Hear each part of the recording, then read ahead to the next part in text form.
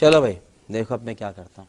अभी आप लोगों ने अनेक प्रकार की शैली में डिबेट देखी होगी, पर ये बैले की शैली में आपने पहली बार देखी होगी। मोदी जी से सीखिए नृत्य ना। नाटिका की शैली में होती है डिबेट, आपने पहली बार देखी मोदी जी होगी। से और सीखिए फिर एक मैंने ही बात कल। कहता हूं, झूठ की बात ये कहते हैं, अब सुनिए, सेबी झूठ, LIC झूठ, SBI झूठ, भारत के सारे रेगुलेटर झूठे, ठीक है। इनके हिसाब से सुप्रीम कोर्ट झूठा, इनके हिसाब से मीडिया का एक सेक्शन झूठा, इनके हिसाब से कौन कौन झूठा, भारत की सरकार झूठी, भारत का विदेश मंत्रालय झूठा, भारत का प्रधानमंत्री झूठा, इतना ही नहीं, भारत की आर्मी झूठी, भारत की एयरफोर्स झूठी, और भारत का आर्मी का चीफ सड़क छाप गुंडा सच्चा कौन? आतंकवादी सच्चा, अपराधी सच्चा, उसके अंदर दिखता है एक मासूम बच्चा।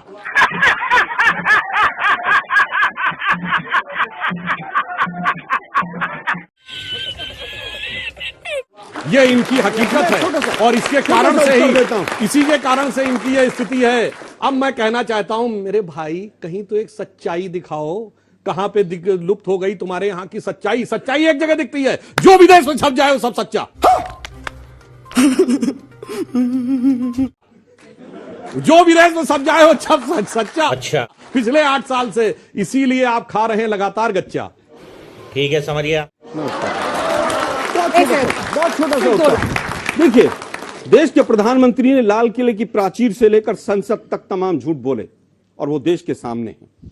हम ये नहीं कह रहे कि आप क्या बोल रहे हैं क्या नहीं बोल रहे हैं, हम ये कह रहे हैं आप देश के प्रधानमंत्री हैं, प्रधानमंत्री बोल रहे हैं, आप अपनी कम से कम गरिमा का ख्याल रखिए।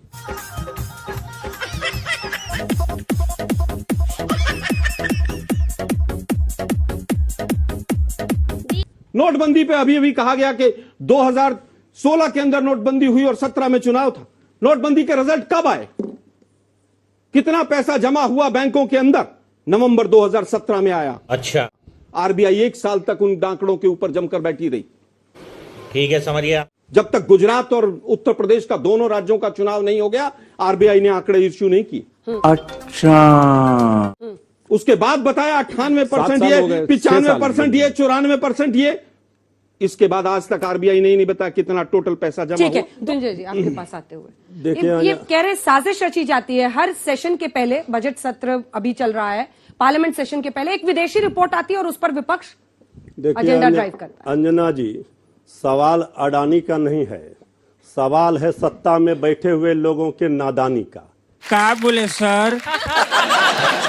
सवाल है सत्ता में बैठे हुए लोगों के नादानी का।